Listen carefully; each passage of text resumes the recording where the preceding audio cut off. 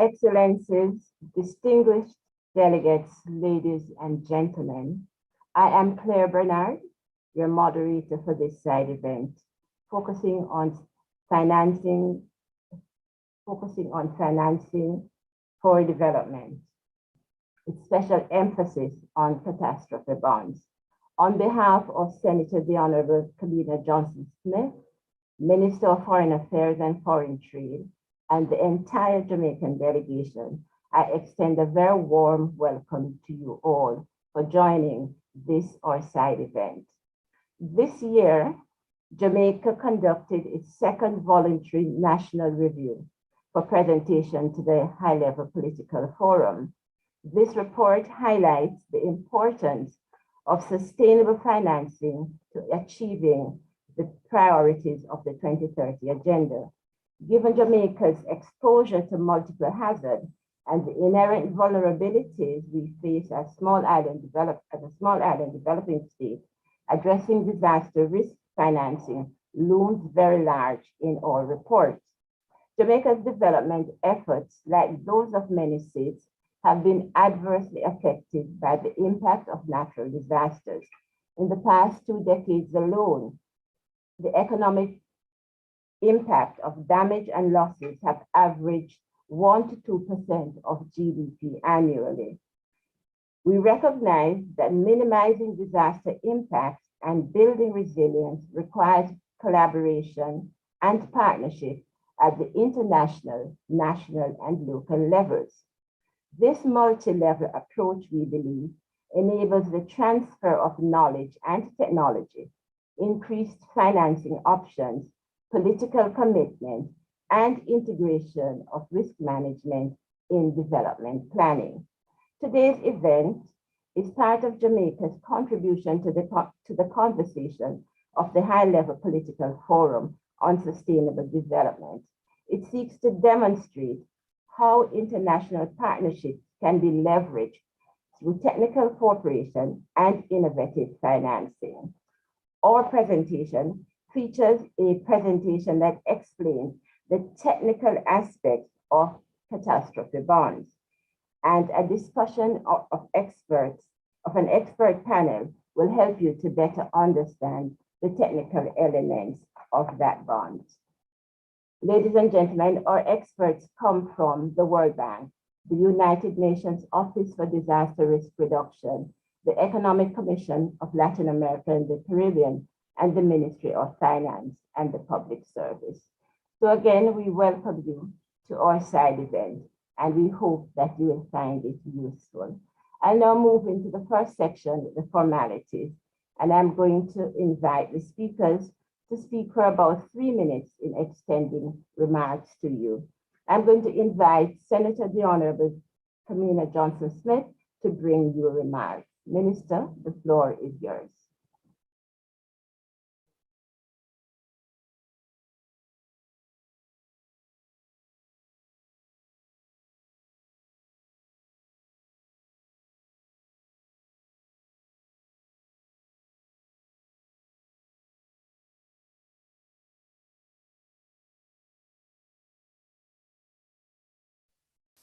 We must understand why it is so important that disaster risk reduction features so heavily across the SDGs. And more importantly, why, as we seek to recover and build back better, we must examine and implement long-term strategies and systemic fixes to prepare for and respond to disasters, which are our lived experience. For states who already operate in an extremely tight fiscal space, the fact is that compounded costs of severe weather events and non-discretionary domestic priorities are crippling. Over the last decade, the Caribbean has seen only 1 year with less than 10 named storms. In 2020, we experienced a historic high of 30 named storms, and in 2021, the third highest with 21. An above normal season is forecast for 2022. So the need for catastrophe financing solutions within the region is not only obvious, but urgent. It is within this context that the government of Jamaica and international partners have successfully collaborated. The Catastrophe Bond, developed through the multilateral system, included technical assistance and support from the World Bank's International Bank for Reconstruction and Development.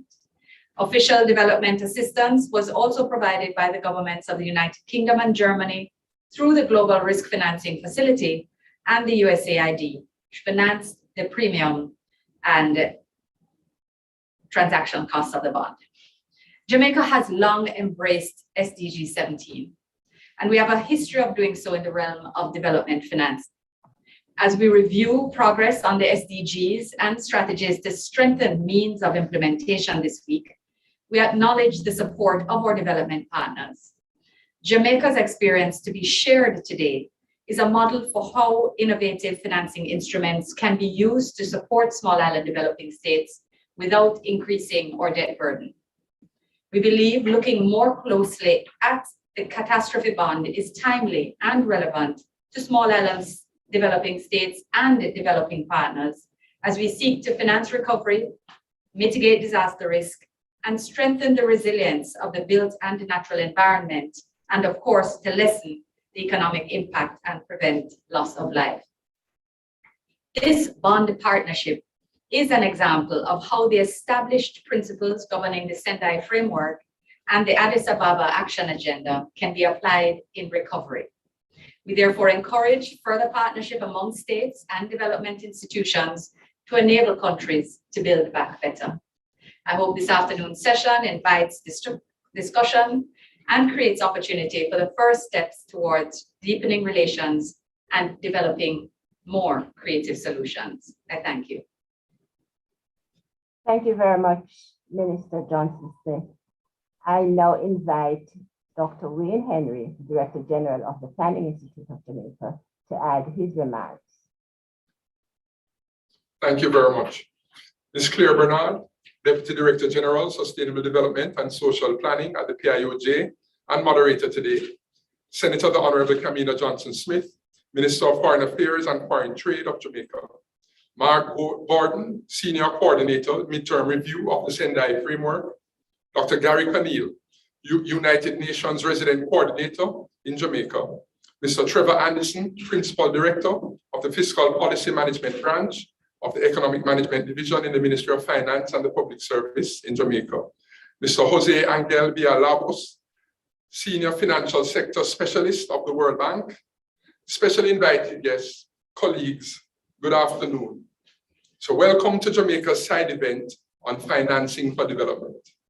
Small island developing states such as Jamaica face increased vulnerabilities to shocks, climate, health, economic, which when experienced severely curtail government's fiscal flexibility. This is evident by the health and economic consequences of the COVID-19 pandemic, which have been significant and are still being transmitted. In this current climate, governments have been tasked with the responsibility of increasing COVID-related expenditures, including on health, social, and economic support programs, while revenues remain muted due to sluggish economic activity, all while being cognizant of the ever-present threat of climate-related events, which, if they materialize, have the potential to erode hard-won macroeconomic gains.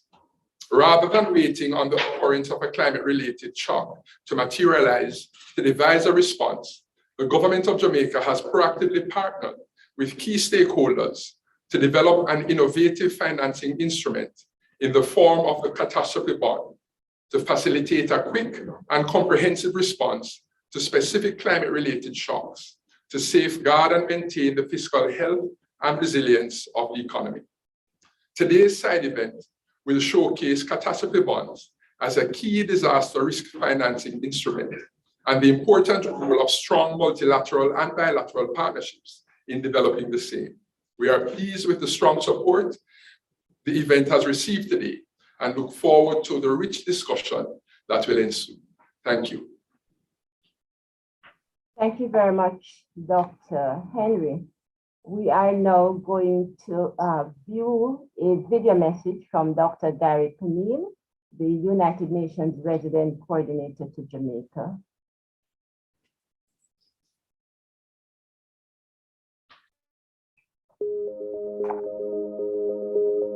Your Excellencies, colleagues, ladies and gentlemen, good day. First, let me thank you, the government of Jamaica, and your Planning Institute for this invitation to share in this side meeting event of this year's high-level political forum. I'm happy to deliver introductory remarks as today you discuss catastrophe bonds within the arsenal of tools for supporting developing countries, especially during times of disaster. Wherever you were in the world, I believe that all friends of Jamaica may recall that on the 10th of September 2004, Hurricane Ivan devastated Jamaica with Category 4 winds and rain, causing more than $350 million in damages and claiming 14 souls. Similar catastrophic natural events, notably in 2017 for Dominica, have caused a huge amount of damage and lost lives and burden governments with debt that will take several years to resolve, delaying development, reducing prosperity, and stunting resilience. With the frequency and severity of natural hazards expected to increase with climate change, it is extremely important for countries, especially small island developing states in the Caribbean, to be as financially prepared when one occurs. And since the first catastrophe bond and insurance-linked securities was issued in December 1996, the market for disaster risk insurance has developed rapidly. The implementation and maintenance of a strategy to counter the fiscal risk of natural disaster are as important to Jamaica's economic security as the preservation of foreign exchange reserve adequacy and debt sustainability. We know now that SIDS in the Caribbean face a unique set of multidimensional vulnerabilities, which heavily constrain their ability to develop and build resilience against future shocks.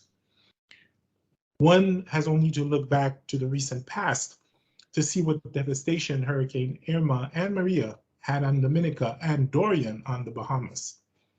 Now, conventional income-based measures heavily understate Caribbean SIDS development needs and constrain access to finance, particularly concessional finance, of many upper and middle and high income yet highly vulnerable SIDS in the Caribbean. Which is why we at the UN, particularly my regional colleagues, continue to place much valued work in developing a multidimensional vulnerability index to complement existing income-based measures, while at the same time seeing the expansion and depth of risk financing for a range of natural hazards most relevant to SIDS. The case for resilience spending has never been more difficult to make than now, unfortunately. Now at a moment where countries emerge from the COVID-19 pandemic, debt-laden and fiscally squeezed, and facing the continued risk of natural hazards as countries across the Caribbean enter another above-average hurricane season. So preemptive action is very much needed for SIDS. While prearranged financing cannot stop damage caused by natural hazards, and particularly hurricanes, it can help countries mobilize support quickly to help those most vulnerable and rebuild critical infrastructure.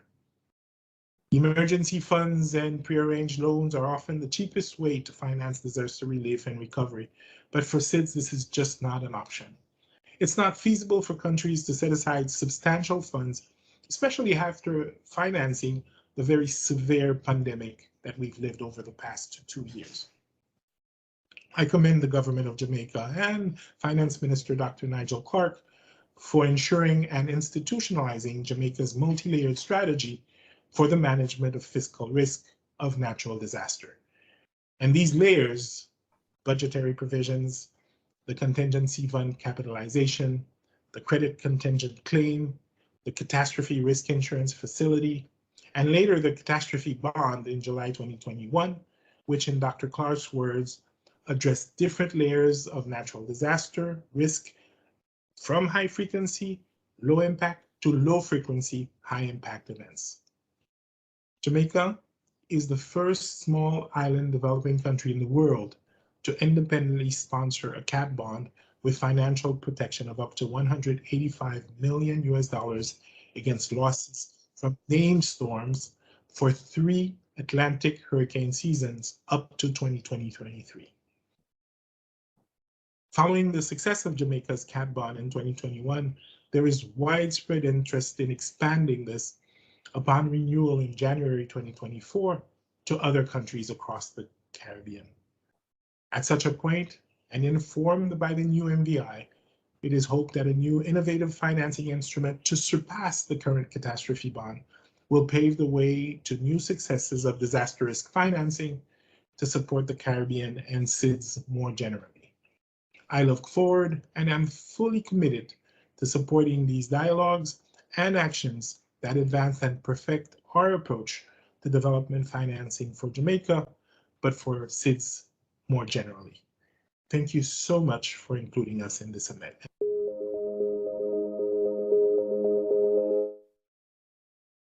Our appreciation to Dr. Kamina from the UN United Nations Resident Coordination Unit in Jamaica. I want to use this opportunity to say thanks to Senator the Honorable Kamina Johnson-Smith, Dr. Wayne Henry, and indeed Dr. Gary Conneal for laying the basis for the discussion that we're going to embark upon shortly. So thank you all very much. Ladies and gentlemen, we now turn our attention to the main presentation.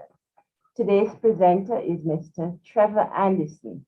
Mr. Anderson is Principal Director of the Fiscal Policy Planning Branch of the Economic Management Division in the Ministry of Finance and the Public Service, Jamaica. He has held the position of Principal Director since 2016. An economist by training, Mr. Anderson leads the branch and coordinates the production of the fiscal policy paper and revenue estimates annually. Among the things he has led is the preparation of legislation for the Fiscal Commission and the draft disaster risk financing policy. He's therefore eminently qualified to share on Jamaica's approach to disaster risk financing, and particularly on the catastrophe bonds. Mr. Anderson, the mic is yours. Good morning, Minister Johnson-Smith, Dr. Henry. I can't remember the names of all the other individuals, but all protocols observed. I think the presentation is being prepared for, is it full slideshow? Can we put it on slideshow, please? Yeah. As you can see, the title of the presentation is Financing for Development, Catastrophe Bonds. And the reason for this title is that catastrophe bonds play a role in ensuring that when disasters occur, particularly natural disasters, the budgets of small island states can respond effectively, timely, and efficiently in addressing the emergent socioeconomic challenges and needs of the population. So that's the reason for the title. And as you can see, moving from disasters and building back better. Can we move to the next slide, which would provide an outline of the presentation?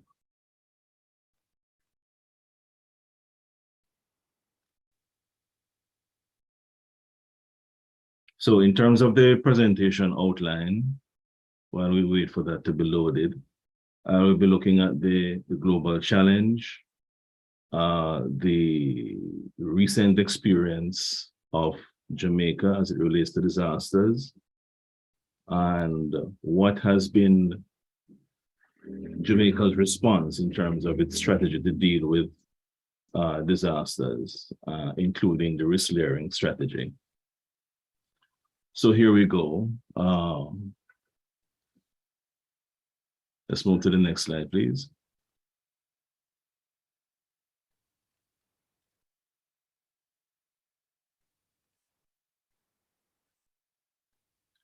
So first we look at the challenge, as I said, the global impact of natural disasters. And then we will look at the natural disasters as it relates to the Jamaican experience. Then we will look at the response of Jamaica to this, this issue. And of course, look at the general outline of Jamaica's catastrophic bond. Then we look at an opportunity for the use of cat bonds by small island developing states to act as a buffer against the risk from this challenge. And then we will look at the role of international partners, and we will close off with a conclusion. So let's look at the challenge. So, global impact of natural disasters. According to the 2020 Ecological Threat Register, globally there has been a tenfold increase in the number of natural disasters since the 1960s. Annually, natural disasters cause hundreds of billions of dollars in losses, and the cost is rising. As climate change creates a more volatile weather system, in which hurricanes and other climate-related disasters are becoming more frequent and intense. Urbanization is also contributing to the increase in losses, as the concentration of people and assets, particularly in unplanned developments, increases exposure to natural disasters. Average total losses from natural disasters are increasing faster than insured losses globally, resulting in a growing protection gap. The increasing frequency of natural disasters and the losses associated with them are graphically highlighted in the next slide. And as we can see, beginning somewhere between 1975 and 1980, after that period, there is an exponential increase in the incidence of natural disasters around the world.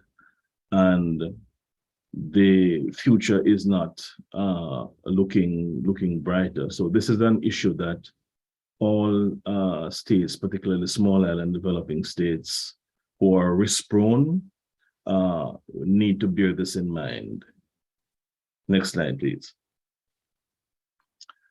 Let's look at the Jamaican experience. Now, like most Caribbean territories, Jamaica is highly exposed to natural hazards, such as earthquakes and hurricanes. As a result of its location in the Atlantic hurricane belt, the country is frequently under threat from hurricanes or tropical cyclones.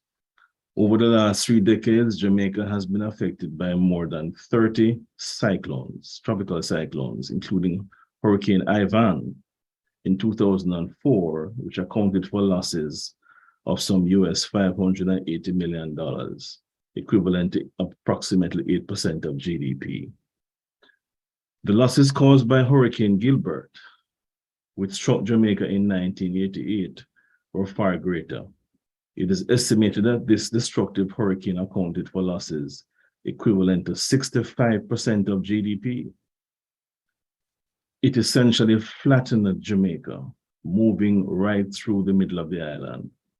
The World Bank in 2018 estimated that Jamaica faces probable maximum loss from hurricanes of US $3.5 billion, or some 23.5% of GDP, while the annual average loss from hurricanes is assessed to be US $67.3 million, or approximately 0.4% of GDP.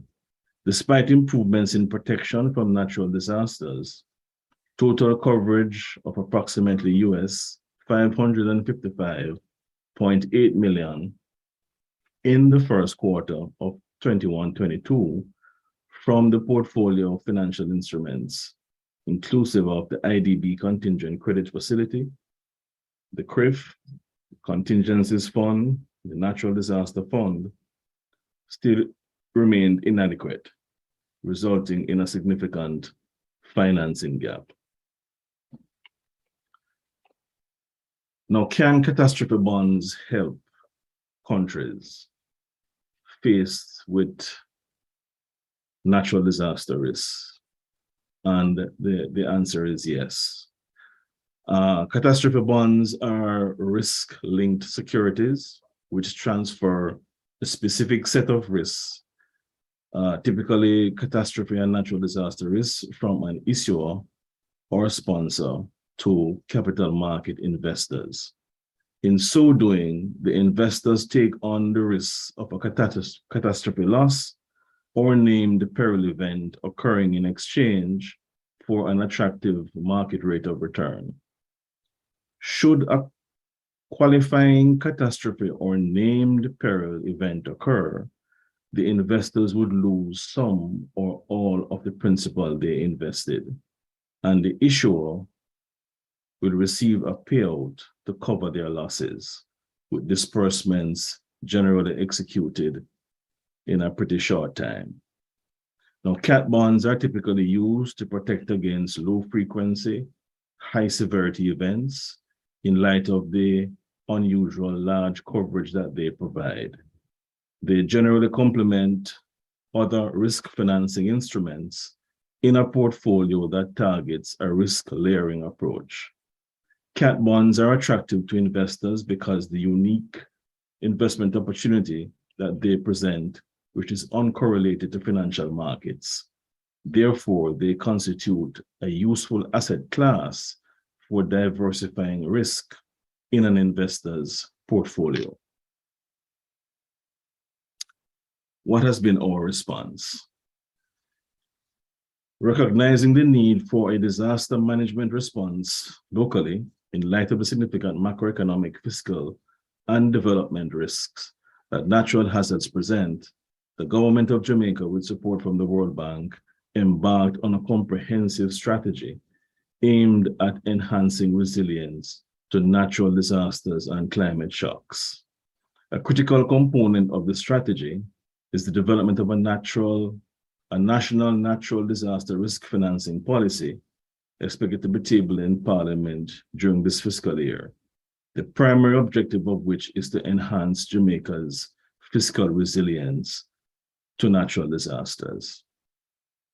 This policy promotes a multi-layered approach to disaster risk financing that combines risk retention and risk transfer instruments. Consistent with the policy, the government of Jamaica is adopting a risk layering approach to financing natural disaster risks. This involves establishing adequate funds and reserves to retain those costs associated with high frequency, low severity events such as floods or heavy rainfall, and transferring risks related to low frequency, high severity events such as major hurricanes and earthquakes through the purchase of insurance instruments. Now, the multi-layer risk approach to financing disaster risk, as you can see on this chart, the disaster risk runs from low risk at the bottom and gradually moves up to high risk. So what we have is the probability of the event, of course, is operating in the opposite direction compared to the severity of the impact. So a low risk event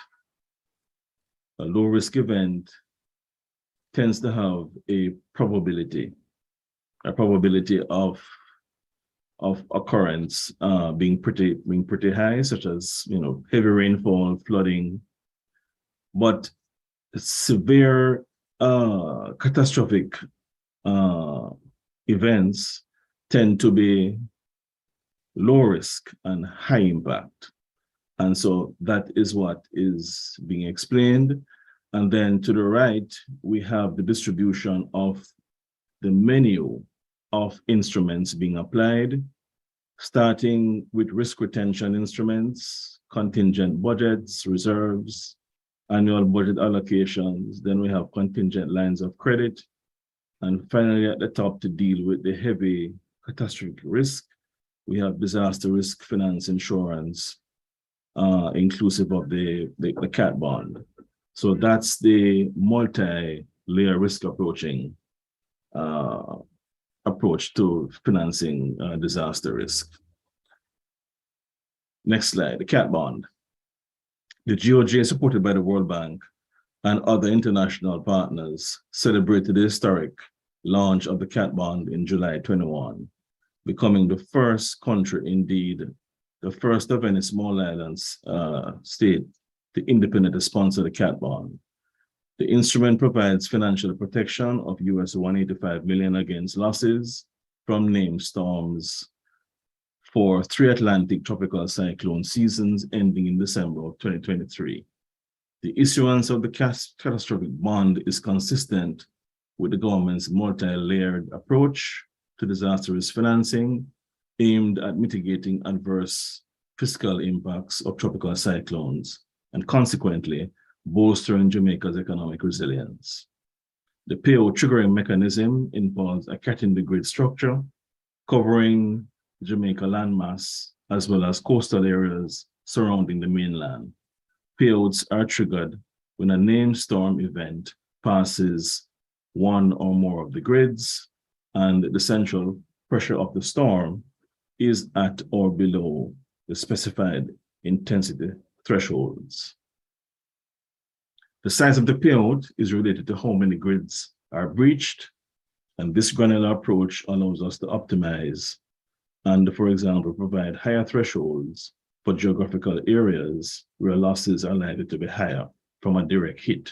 Example, Kingston and Montego Bay. The World Bank Treasury acts as an intermediary between Jamaica and our catastrophe bond investors. They collect the premiums from Jamaica and remit these funds to the investors in the form of bond coupons. They also hold custody of the principal invested by the investors and will pay this out to Jamaica if a natural disaster event breaches the established thresholds. The government of Jamaica has indicated that Jamaica's multi-layered strategy for the management of fiscal risk of natural disasters will be institutionalized so that it becomes a permanent strategic priority for Jamaica.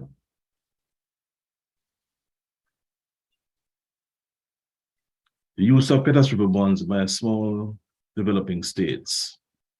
Now, climate change has exacerbated the disaster risk reduction and development challenge, particularly for small developing states, as the frequency and intensity of extreme weather events has grown, making it harder to limit exposure and reduce vulnerability.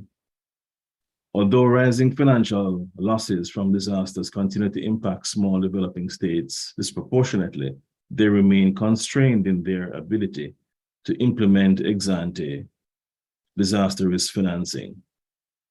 Provided the requisite support secures affordability through pooled or independent initiatives, small developing states can utilize catastrophe bonds for disaster reduction and development. Jamaica's successful launch provides evidence of existing opportunities for developing nations to utilize these risk-linked securities. Next slide. The use of the catastrophe bonds by small developing states. These CAT bonds may be used to enhance 3 of the requirements for sustainable growth. Bolster financial resilience, which in turn strengthens your response to socioeconomic resilience and enables you to also strengthen your physical resilience through building back better. Next slide. Physical resilience may be enhanced through the Build Back Better approach, as I said, when catastrophe bonds financial resources are accessed. Over time, the disaster risk reduction is also achieved. Enhancing socioeconomic resilience may be facilitated through fast access to resources to respond quickly following the impact of a PIOJ-triggered event, thereby reducing immediate poverty that results from the instant loss of livelihoods, as well as transferred poverty, which evolves from children suffering due to the impact of adverse events on their families. Financial resilience may be enhanced through the adoption of fiscal rules, which over time enables resource-challenged small states to gradually reduce their debt burdens, freeing up sorely needed fiscal space to address the socioeconomic needs of their citizens. This freed up fiscal space can allow each small island state to put aside emergency resources to help shield the budget from the impact of these natural disasters. Looking ahead as our next step, we'll see the World Bank examining the possibility for the development of regional cat bonds for the Caribbean. Next slide. Role of international partners, very important. Developing resilience is a multidimensional challenge. While resources are important, it is also about policies, governance, institutions, and capacity.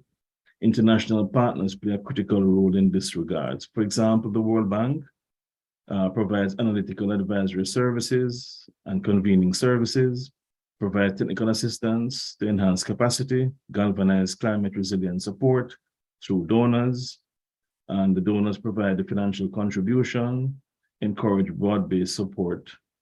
And of course, we have the modeling and analytic agencies providing their services, of course, for a fee in determining the design of these cat bonds. In conclusion, climate change and rapid urbanization has precipitated numerous disaster-related challenges that continue to undermine efforts to achieve sustainable development locally and globally.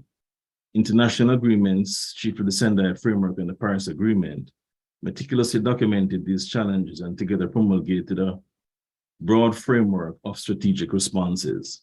Jamaica embarked on its comprehensive disaster risk management strategy, covering financial, physical, and social resilience. The natural disaster risk financing policy is a critical component.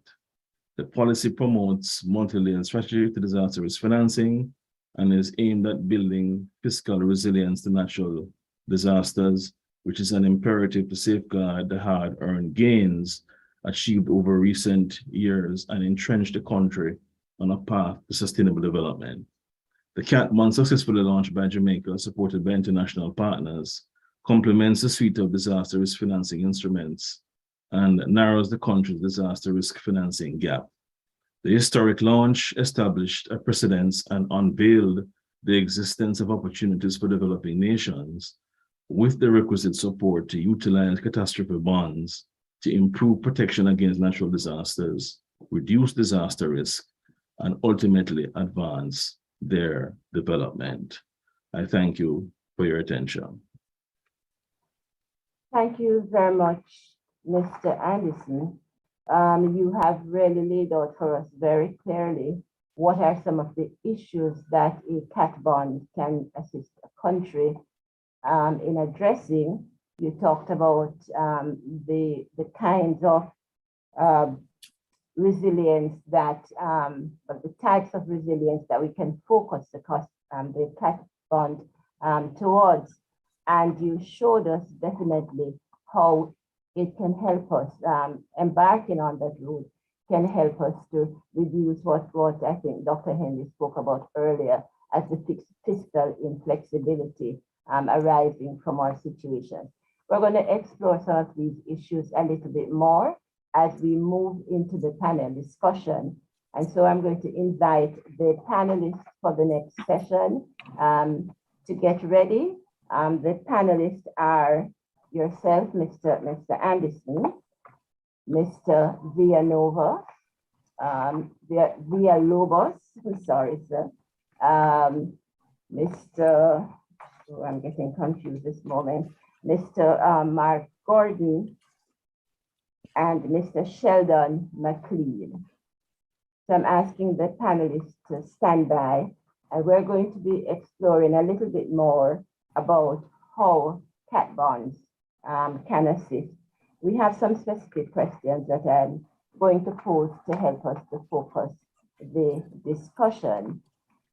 So I'm going to start with you, Mr. Anderson, to tell us, and I think you did a little bit of that already, but if you could tell us a little bit more why you thought it was important for Jamaica to seek to issue the CAT bond, and also to see whether you believe that that road that we're embarking on will lead to an increase in the national debt. So we start there, and then I'll come back with a few other questions for you. Okay, thank you. Thank you, Claire. It was extremely important for Jamaica to embark on the issuance of this historic CAT bond, mainly because, one, it completed the risk layering approach in terms of the suite of instruments as outlined in the disaster risk financing policy. It also helped to close the issuance of that 185 million catastrophe bond, helped to close the estimated financing gap that would emerge if Jamaica were to be hit by a catastrophic event. We are by no means out of the woods, but we have begun the journey. And it is critical that as we move towards debt sustainability, we also move towards fiscal and financial resilience, enabling the government of the day to efficiently and effectively respond to a crisis. And let me turn to the secondary question as it relates to the debt. The CAT bond has no impact on the country's national debt, unlike a CAT DDO. So it's like an insurance policy that you purchase, and following the period of insurance, if there is no event to trigger the policy, then your premiums, of course, remain with the investors. However, if there is an event which triggers the bond, the payout, depending on how many of the grids were triggered, that will determine the level of payout, but absolutely no impact on the debt. So what happens then when the bond matures, and if there is no event, triggering a payout? What happens in that case? Okay. So just like a regular insurance policy, motor insurance, or house insurance, when the policy expires, it means that you need to purchase another policy to ensure that you continue to be protected. So it would be wise over the period of the insurance period that you put aside resources to go towards the possible continuation, re-engagement of investors again for another CAT bond. Okay. All right, thank you very much. I think I'm going to invite Mr. Jose Angel Villalobos to talk to us a little bit now. And just to introduce Mr. Villalobos, he's a trained actuary, risk manager, reinsurance underwriter, and he has had over 40 years experience in the risk financing field, and the last 11 of which have been spent working with the World Bank, working mostly in disaster risk financing initiatives, and really he's been serving over 30 countries. So we want to hear from you, sir. Want to find out what you think were not just the best reasons for introducing the bond, but wanting you to tell us how the bond was financed, how the payouts work, perhaps how long will a bond last for, and from your perspective, what are the risks and benefits of actually floating such a bond? No, first, thank you for the kind invitation to participate in this event. I will try to be straight to the questions. First of all, the CAN bonds actually have they have two phases. One is of technical assistance that included the CAD modeling, the generation of CAD bonds prototypes, but even more important is the purpose of building capacity, in particular inside of the Ministry of Finance. So the knowledge live with the country, and the country is not as dependent, technically speaking, from the World Bank. So that is the first phase. In particular, this first phase was financed by the UK government and including not only Jamaica, but also Grenada, Dominica, and St. Lucia. Okay, so that is still ongoing work. The second phase, that is the actual placing into the ILS insurance linked securities market of the CAD bonds, involves several partners. I mean, one is the Global Facility for Disaster Reduction and Recovery. They provide a grant for more than $16 million. The USAID, they pay for $5 million. And this total amount is for paying for the coverage for the 3 years, and also the structuring fees. But also the government of Jamaica, they pay the World Bank Treasury fees for the placing of the bond. So there was many partners on this initiative. Okay. How the payouts works is very simple. I mean, this is a insurance say from the point of view of the country. So everything is defined as explicitly detailed in the contract. So there is the definition of the calculating agents. It is the company that defines if a trigger has happened, and if happens, how much is going to be paid. So the information is passed to the treasury of the World Bank and to the investors, and simply the treasury is going to send the money to the Minister of Finance, and the investors lost the money. That's it. And of course, this is not debt. So once the government receives the payout, say the 50 million or 185 millions, whatever, this money don't need to be repaid back to the investor. That is a key difference. It's like insurance. If you receive a payout from the automobile, you are not expected to pay back to the insurance company. That you pay the premiums in advance. So that is very way. So we try to make the payouts the quicker as possible. So if I don't recall wrongly, I think that is about 1 month in the case of the tropical cyclone for Jamaica. So every time we try to shorter the periods of payment. The coverage is going to end on December 21st, 2023.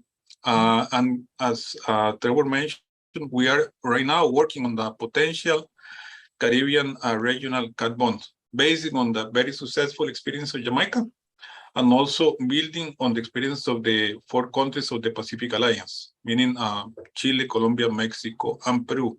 So far, there are 8 countries interested on looking and exploring the possibility. Nothing of this is set on stone, and even the markets at the moment of the issue need to be evaluated and see if there is value for money. Right now, there is a mission in St. Lucia and next weeks, and there is another for Dominica in order to conduct the public asset survey, the one that we made for Jamaica, of course, in order previously to the issuance of the CAD bonds. And this public asset survey has been already finalized for Grenada.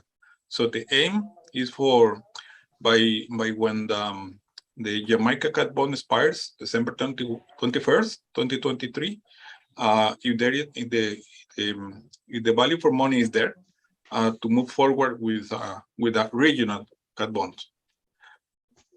The benefits of the cat bond, they are some. I mean, first of all, it's very important to stress the fact that the cat bond is not the solution of all the natural disaster financing. No, it's just part of the solution.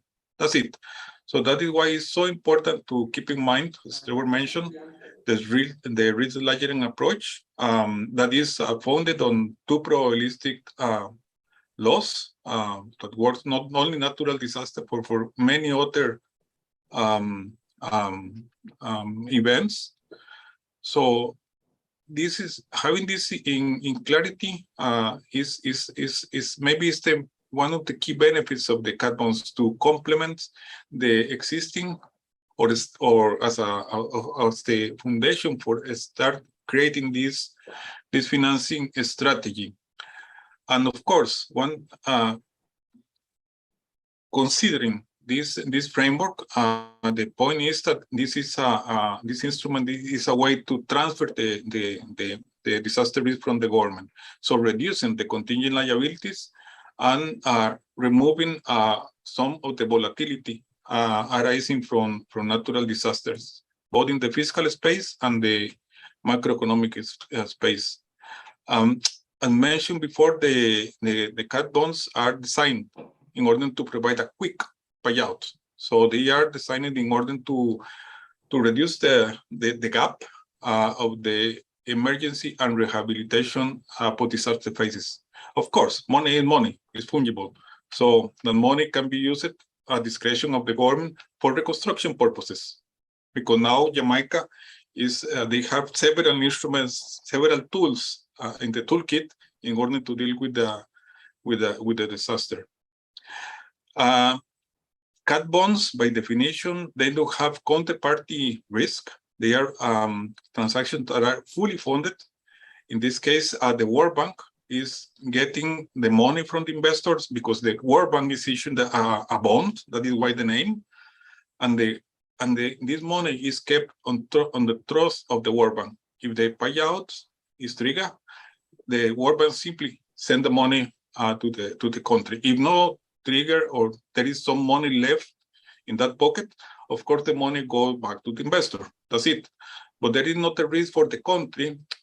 Say that like if in traditional insurance, the company is broken and then there is no money for pay for the claim. So no counterparty risk. As mentioned by Trevor, another very important characteristic is that don't increase debt. The name is not the best for saying in some way, but it's not debt. So in no way it's going to increase the debt.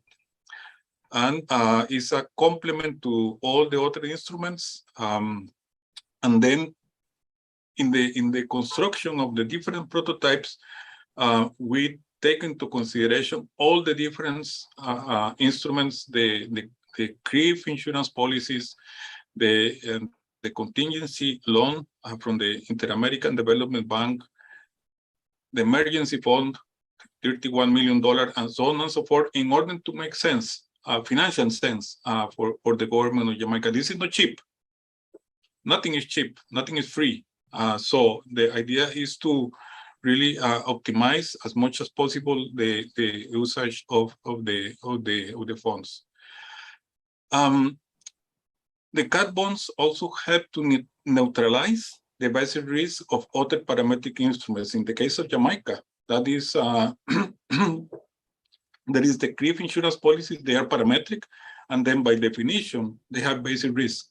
Basic risk means that the model can be wrong, and then they are actual losses in the ground, and the model said, here, nothing happens, and there is no payout, okay?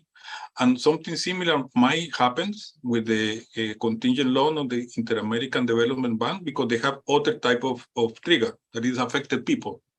And in the case of the CRIF, the trigger is model loss.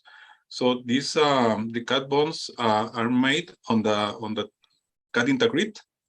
So the idea is to neutralize. Say if one product is not working because of the basic risk, the other one might provide some resources. Okay, so that is the importance of having this concept of portfolio and the risk layering approach. Nothing is perfect, of course. So cat bonds, of course, is not a not exception, and definitely the major risk comes from the basic risk. That's it. I mean, the model can be wrong. Absolutely, they use a model for even it's the state of the art right now, but it's still a model. So we put a lot of effort in order to have a sound technical design, and every time that it's a renewal, we recommend strongly to review and try to improve a little bit more. For example, usually all the tropical cyclones, cat bonds, and parametric insurance, they work on the maximum winds in the particular cell. In this case, for Jamaica, we move a little bit back, step back forward and produce the cat bond based on the accumulative event of the winds across the different grids. So that is a way to try to reduce the basic risk, not minimize, because we don't know what is the real data. That's the problem. But we are sure we are reducing the basic risk. So the technical designs is very important. Is an evolving stuff. Also, this is a new kind of new and complex instruments, maybe like the derivatives and futures some decades ago. So communication with the public is very important. Here we are talking about governments, and not just a reinsurance company using innovative financing instruments. It's about the public sector. So it's very important to communicate a lot with the public and keep the expectations in the right place. For example, this the trigger based on the physical characteristics of the hazard, in this case the wind of the low pressure, is easier to explain to the public. It's simple, not happens that having other types of trigger. So that is also part of the step of the analysis and of the risks. I mean, of having this. And also, the market is continually evolving. Sometimes the market, there is a lot of supply. Sometimes the supply is limited, and then the prices go up. So it's very important every time that you're trying to issue a new cat bond or renew a cat bond, to actually evaluate the condition of the markets and see if it makes sense or not. Maybe another instrument can be, or another market may be reached. And the final risk maybe is how to finance the renewals. I mean, in Jamaica, in these fields, in this very successful emission, there was a lot of support. Hopefully, this is going to continue, but this is going to end at some point. So it's very important to create, and we are here also to support the governments to create an exit strategy and make this viable in the long run. I not particularly worried about that, because Jamaica and other Caribbean countries, they have demonstrated in time the discipline, say with the CRIF, with insurance policy in the CRIF. At the very beginning, there was some donors involvement, but after that, most of the countries pay for their own premium. Even now, with the impact of the still ongoing pandemic, so that's a demonstration of the fiscal discipline and the relevance mentioned at the very beginning. But still, there is important to have an exit strategy and be prepared for this potential, not just the coming one, but for the rest of the time. In Thank you very particular, much, Jose. Okay. We're going to stop now and come back to you. Okay, in a thank you. bit. So let me invite Mark to speak now. Mr. Mark Gordon is the Senior Coordinator for Midterm Review of the Sendai Framework, and he works with the United Nations Office for Disaster Risk Reduction. I know colleagues were asking you to put your questions in the chat, and after all the presenters have spoken, we will come back to address your questions. Mark, the floor is yours. Thank you very much indeed, Chair. Minister Johnson-Smith, Excellencies, esteemed ladies and gentlemen, the United Nations Office for Disaster Risk Reduction is delighted to be able to contribute to this fundamentally crucial conversation convened by the Government of Jamaica. A conversation that comes at a critical inflection point in our efforts to pursue sustainable and regenerative development within planetary boundaries, and thus the health and well-being of all peoples and the ecosystems upon which we depend. In responding to some of the questions you have put, Chair, I will present a broader perspective on risk reduction and the role of risk transfer mechanisms, including cat bonds, in crafting more resilient societies. I will bring 4 elements that I hope will stimulate a vibrant and explorative discussion, examining some of the elements with which we must contend if we are to redress our relationship with risk, to shift from managing disasters to managing risk before it manifests as a shock. So let me begin with the first point, and this has been touched upon by previous speakers. Risks are evidently growing, and our failure to prevent the creation of new risks and reduce existing risks mean that corollary shocks are growing, incurring greater losses and damages with wider macroeconomic implications. Essentially, the cost of disasters is rising, and current approaches to financing risk prevention, risk mitigation, and disaster recovery are just simply inadequate. Economic losses due to disasters are rising to levels never seen before. In 2020, total insured losses from natural and man-made hazards were up by 25% compared to 2019. And this does not include the impacts of the COVID-19 pandemic, nor the mountain of uninsured and unreported economic losses, which dwarves that which is insured. As such, impacts cascade through financial systems. They present a systemic financial risk. With the interconnection of global financial and economic systems, previously isolated events are developing into large-scale catastrophes with implications that are hard to anticipate and manage. As the COVID-19 pandemic and the climate crisis have shown us, the economic impact of disasters can prompt capital flight from exposed and vulnerable countries and sectors of the economy, and further trigger debt distress. The fiscal impacts of the risks endogenous to social, political, ecological, and economic systems, and the decisions, actions, and inactions contained therein, severely limit the ability of many countries, especially developing countries and particularly smaller economies such as LDCs and SIDS, to invest in sustainable development. There is a chronic underinvestment in disaster risk reduction for resilience in nearly every country. Second point speaks particularly to cat bonds, which clearly have an important role to play post-disaster, but they can be strengthened to promote pre-disaster investments in risk reduction and prevention. Evidently, risk transfer mechanisms are part of a suite of options available to countries and non-state actors to deal with the consequences of risks that manifest as shocks, offering some degree of financial protection. However, such mechanisms are inaccessible to many.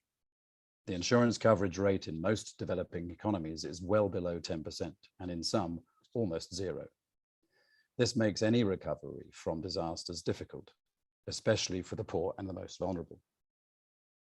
The role of risk-informed financial systems, including insurance, in strengthening disaster risk governance is one of the issues that we highlighted in the 2022 UN Global Assessment Report on Disaster Risk Reduction. Disaster risk transfer and insurance have received considerable attention in recent years. Cat bonds are a central component of disaster risk transfer, and they have a critical role to play in leveraging access to quick finance to buffer the financial impact of disasters. They, of course, provide governments with much needed liquidity in the event of a disaster. And cat bonds are particularly valuable in this respect. But they also allow a transfer of risk to an insurer or reinsurer. The risk, as well as the reward, can be transferred directly to capital market investors. And of course, Jamaica has been a leader in the development of the application of national cat bonds, as well as national disaster insurance mechanisms. And as we have heard from previous speakers, the funds are fungible, and so risk transfer mechanisms, such as cat bonds, can be strengthened to better support investments in risk reduction and resilience.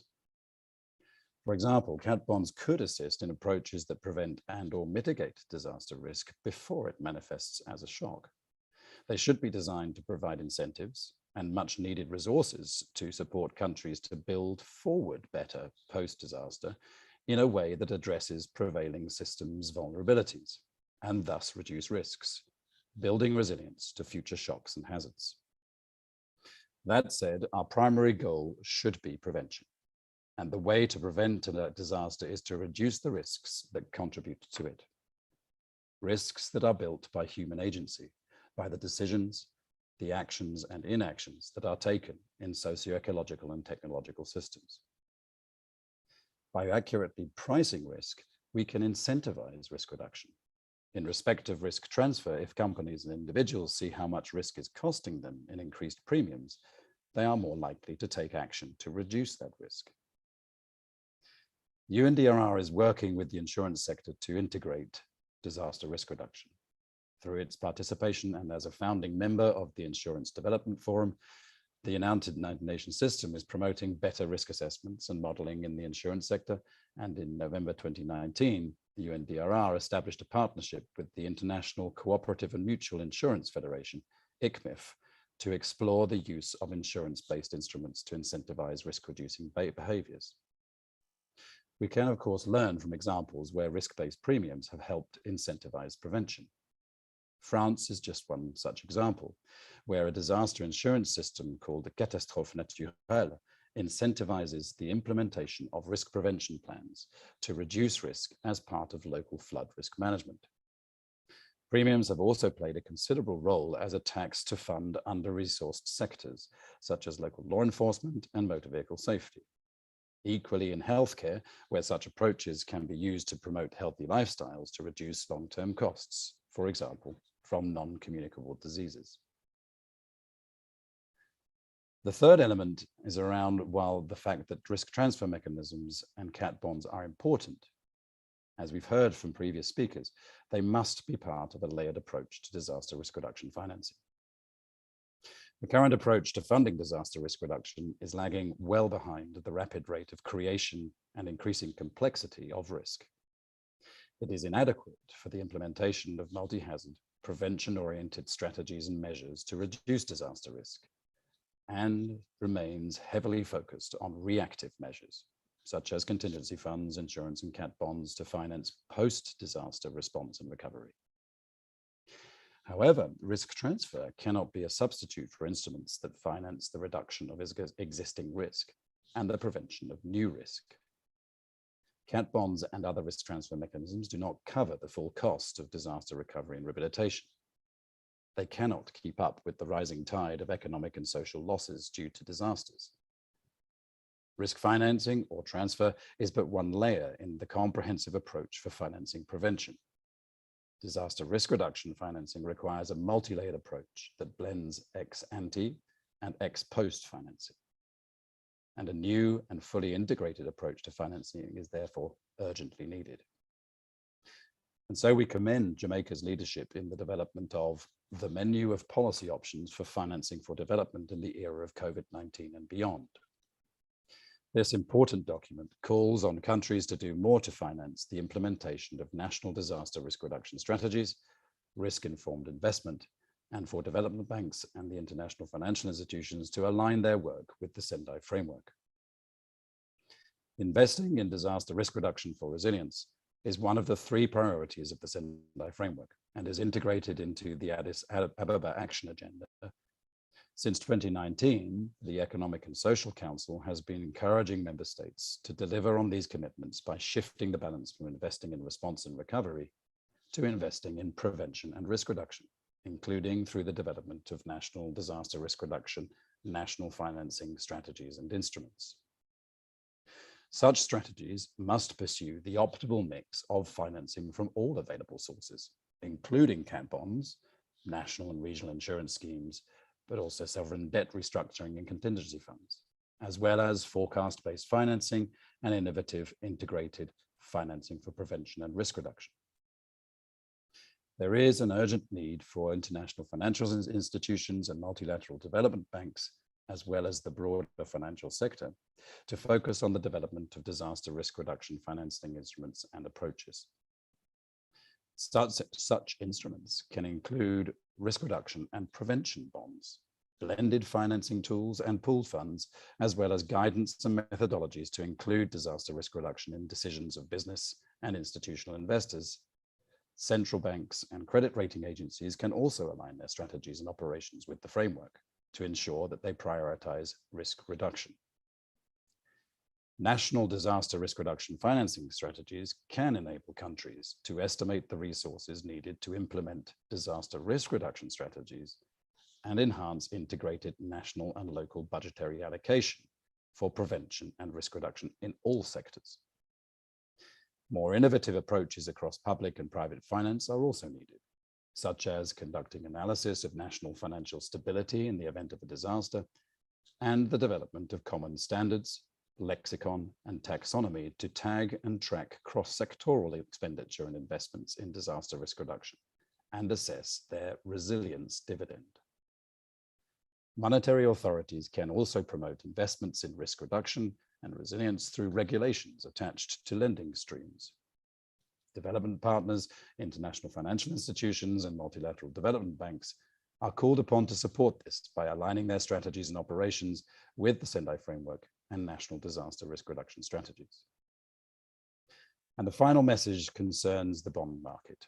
And this is being strengthened with new products that support investments in resilience and risk reduction. But I think, as we all feel, the pace needs to pick up.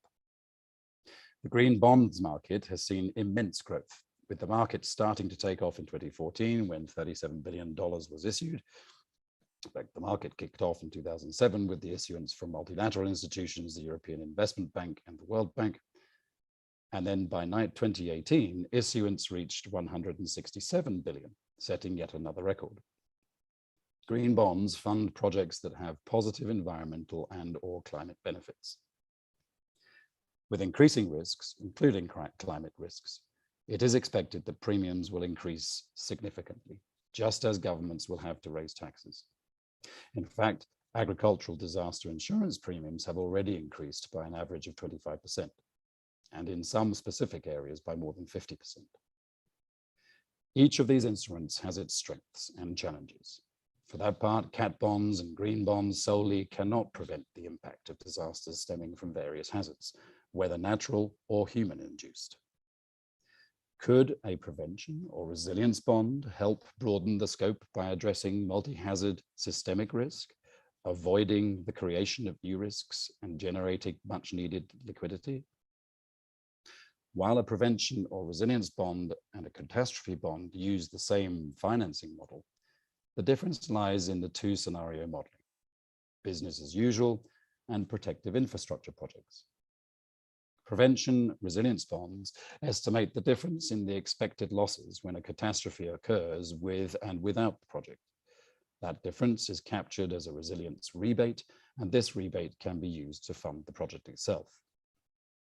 Such a bond instrument could combine the strengths of cat bonds, climate resilience bonds, and green bonds amongst leveraging finance for prevention, adaptation, and mitigation actions, accelerating implementation of the SDGs, incentivizing risk and efficiency-based infrastructure design, diversifying the base of issuers and investors, building confidence in the market, strengthening financial health of the issuer, providing coverage, access to rapid liquidity and rebate in the case of catastrophic events, integrating multi-hazard risk into investment decisions, perhaps targeting developing countries, and leveraging international aid, reducing the burden on humanitarian financing. This could also help in modeling risk prevention and helping to better price the value of it, and thus, finally, to reduce investment risk to investors by applying a risk prevention lens. So, Chair and colleagues, I hope that that's proved stimulating, and I look forward very much to the discussion to come. Thank you very much, Mr. Gordon. That certainly has been stimulating, and I'm sure that Mr. Anderson is perhaps looking back at his disaster risk financing strategy to see to what extent he has covered all the issues that you raised here. And I'm sure there are also partners who are possibly thinking, how can we work with some of these countries to develop these prevention and resilience bonds. But let me get to the questions, and we'll invite colleagues to place their questions in the chat. I see one here from Rob Wheeler. I don't know, Jose, whether you can see it. I think it's directed to you. It's asking, it says, given that developed countries have likely caused the increase in disaster risk severity and increases, wouldn't it make sense for the developed countries to finance the development of a global or regional fund so that any revenues gained from country payments can go back into the program or fund rather than go to investors? What are your views on that? It's quite a question. Yes, please, Jose. Yeah, actually, this is a great idea. I mean, actually, the Caribbean, you have that model, that is the CRIF, the Caribbean Catastrophe Risk Insurance Facility. The issue here, I mean, about the CAT bonds is taking advantage of the capital offered by the investors in order to fund or transfer some of the disaster risk. So the issue here is how much capital can the countries set aside in order to take their own risk? So there is no risk transfer. There is a kind of contradiction. In the case of the CRIF, the company is a private company set with a particular capital, and that is why the CRIF offer X amount per hazard per country of coverage to the members countries.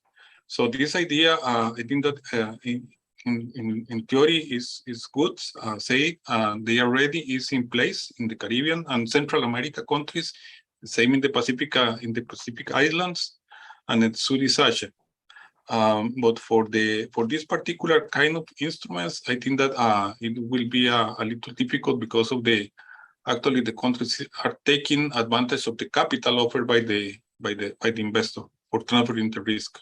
So it's there is no, otherwise it's not risk transfer in place. Okay, thank you very much. I'm not seeing any other questions. Is there another question? Perhaps, Chair, if I may just very briefly yes, reiterate the point earlier that I was making of how additional capability and financial resource can be deployed to address well ex ante, well before the risk manifests as a shock in elements within all sectors and all scales, to be able to address the underlying drivers of risk creation and its propagation across economic, social, ecological, and political systems. So I enjoyed very much Mr. Wheeler's question. I think that, yes, that is something, as Jose Angel has highlighted, is a model that has been employed, including in the Africa risk capacity in Africa also, essentially to sustain that program. But if an element of that revenue that is generated can also be then allocated directly to preventative measures, to looking at how do we address the aspects of risk creation at source, for want of a better term, then we have a much better chance of actually minimizing the possibility that these manifest as the kind of shocks that ultimately require ex post mechanisms to soften the blow, whether in terms of financial protection or other socioeconomic measures to reduce suffering and loss.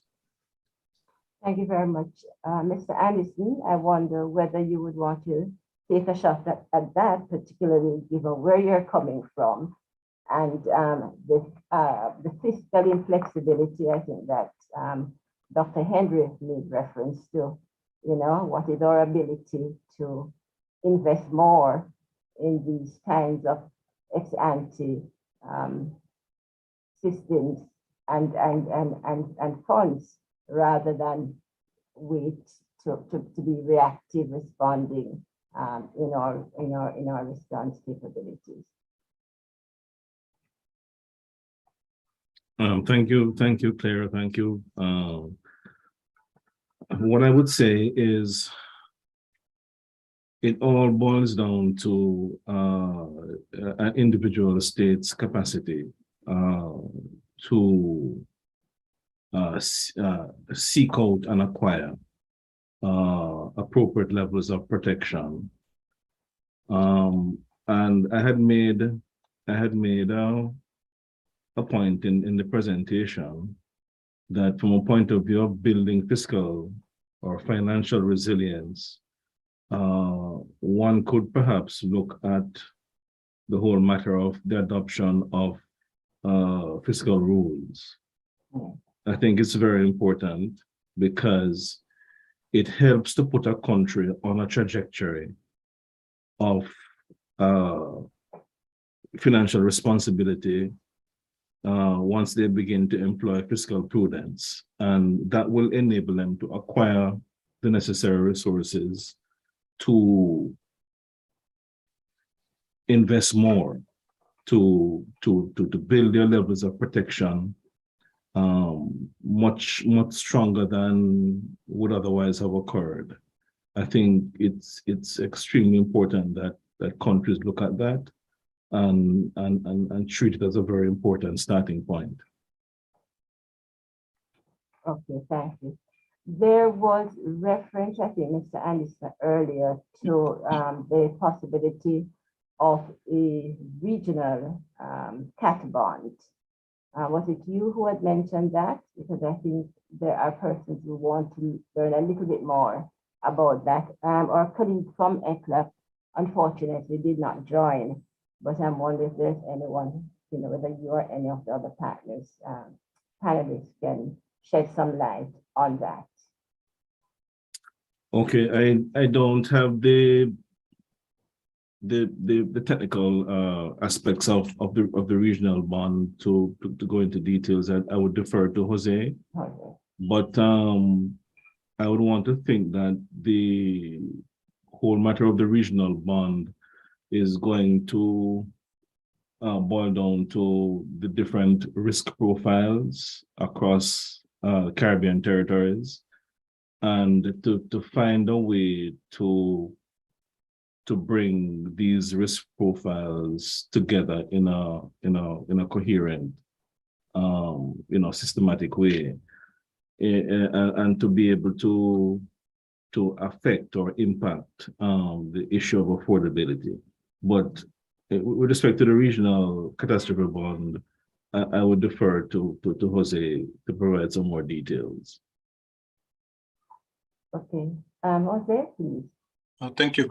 No, actually, there are ongoing activities on this. We are not in the business of selling cat bonds exactly. So we are more on the business of promoting public policy on the financing of natural disaster. So we are already finalized the surveys for the public assets for St. Lucia, or for Grenada, sorry. And right now there is a mission in St. Lucia and going to Dominica. And the purpose of that, and I mentioned before, we already do that for Jamaica. We are going to provide this exposure data set in order to help to improve a little bit a very important aspect that Mr. Gordon has raised, that is about the prevention. I mean, improving the quality on the infrastructure.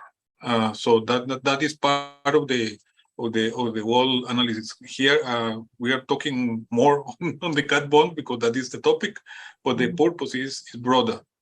And then using not only the improved public asset information, the database that usually in all the countries around the globe, there is not in existence these databases enough quality for financial purposes. Okay. So the first step is to have this jointly with the public or the private sector assets. We are going to run the CAD modelings. We are going to create the risk profiles for each of the countries, and eventually generate the prototypes. And hopefully, as we expect that the risks are less than perfectly correlated, some advantages can be taken in terms of pricing for the joint for the countries. So right now we are working with 4 countries. Jamaica is done, even in terms of the CAD bonds, and we are working with the other 3 countries. And we expect to include 4 other countries that they want to explore the possibility. So that is the plan. And mentioned the idea is to be ready, technically speaking, by December 21st, 2023, and keep promoting. I mean, the most important, I fully agree with Mr. Gordon. I come from the insurance industry, but for sure, the improvement of the physical assets is the most relevant aspect. It's the actual thing that prevent the losing of lives and the destruction of the property, period. The financial instruments, risk transfer of financing follows that. Say that we cannot wait for having this perfection in the quality of the infrastructure in order to pursue the risk transfer and the financing of the hopefully conscious retained risk. That's a very practical point of view, but we are working in 2 dimensions. Any risk management textbook is going to set the steps, and after the identification of the risk is the mitigation of the risk. That's it. And then at the very end, one of the activities is looking for some financing instrument for disaster. Okay, so so that is they are the plans. With respect money, we are just starting looking for having the meetings with the countries. The aid as I'm interested in. We just started having some initial meetings with donors, looking for some potential of financing for the technical assistance for the additional 4 countries, and for hopefully also try to find some financing for the premiums and the structural fees. Okay, so that is a process, but that is we are very clear on the deadlines and the and the activities. Thank you. Okay, thank you very much. One of the questions which has reappeared in the chat, I'm not sure whether that person was here earlier, is people want to know what kinds of activities can be financed with the resources from the bonds. I think that's the question that was asked. Let me just find it again.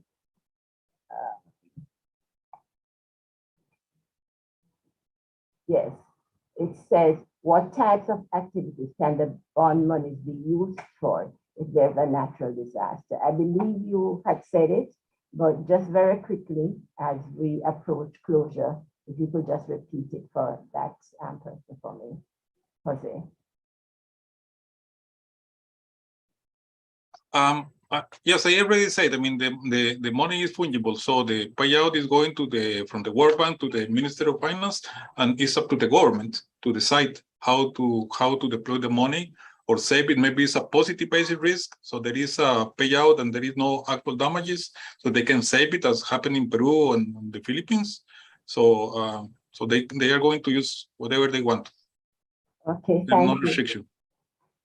Colleagues, we are going to invite you to follow up with your questions to submit them to the SDG unit at the Planning Institute of Jamaica, and we will contact our panelists so that we can get answers for you. We're fast running out of time, so it really is left for me to say thank you all for participating in this side event. We hope that the information shared with you was useful and will help in your understanding of cat bonds and how they can be part of the toolbox that your country and indeed ours use for addressing disaster risk. Earlier in the week, we heard the president of the Caribbean Development Bank identify 3 important frameworks that we need to pursue for long-term development. And the one of building resilience is a very important one. So we want to thank you all for being here, and we hope we've contributed to your plans to build resilience in your development planning and for your country. Thank you all very much, and see you soon. Thank you all very Bye-bye. much. Okay. A pleasure. Bye-bye.